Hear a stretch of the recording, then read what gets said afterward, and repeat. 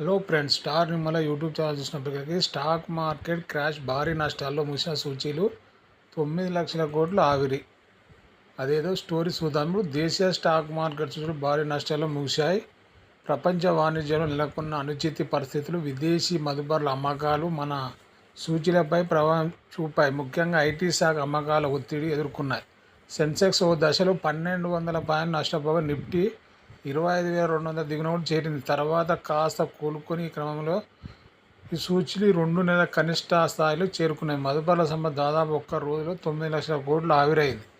బీఎస్సీలో నమోదిత కంపెనీల మొత్తం విలువ 9.46 లక్షల కోట్లు క్షీణించి 455.7 లక్షల కోట్లు చేరింది. అయితే సెన్సెక్స్ ఉదయం 83,207 పాయింట్ల వద్ద క్రితం ముగింపు 83,246 నష్టాల్లో ప్రారంభమైంది. రోజంతా నష్టాలు కొనసాగింది. ఇంట్రాడేలో 82,010 కనిష్టాన్ని తాకిన చివరికి 1,065 పాయింట్లతో 82,180 వద్ద స్థిరపడింది. అయితే నిఫ్టీ 353 పాయింట్ నష్టంతో 25,232 స్థిరపడింది. డాలర్తో రూపాయి మార్క విలువ 90.97 ఉంది. అంటే సెన్సెక్స్ 30 సూచీలో ఒక హెచ్డిఎఫ్సి బ్యాంక్ మినహా మిగిలిన స్టాక్స్ నష్టాలు చూశాయి. ఇంటర్నెల్, బజాజ్ ఫైనాన్స్, సన్ఫార్మా, ఇండిగో ట్రేడ్ ప్రధానంగా నష్టపోయాయి. అయితే కారణాలు ఏంటివి అని మీ ఆలోచన, ఇప్పుడు నేను చెప్తాను మా ఆలోచన.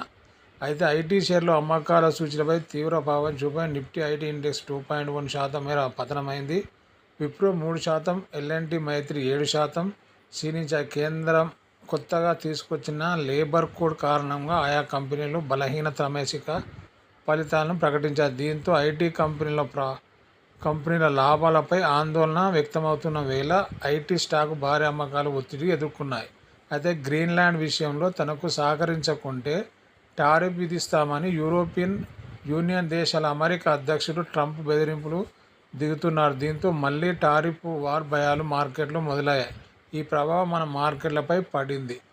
అలాగే విదేశీ మదుపర్ల వరుస అమ్మకాలు కూడా మార్కెట్ సెంటిమెంట్ని దెబ్బతీసింది. ఎఫ్ఐలు సోమవారం 32.63 కోట్ల విలువైన ఈక్విటీ షేర్లు విక్రయించారు.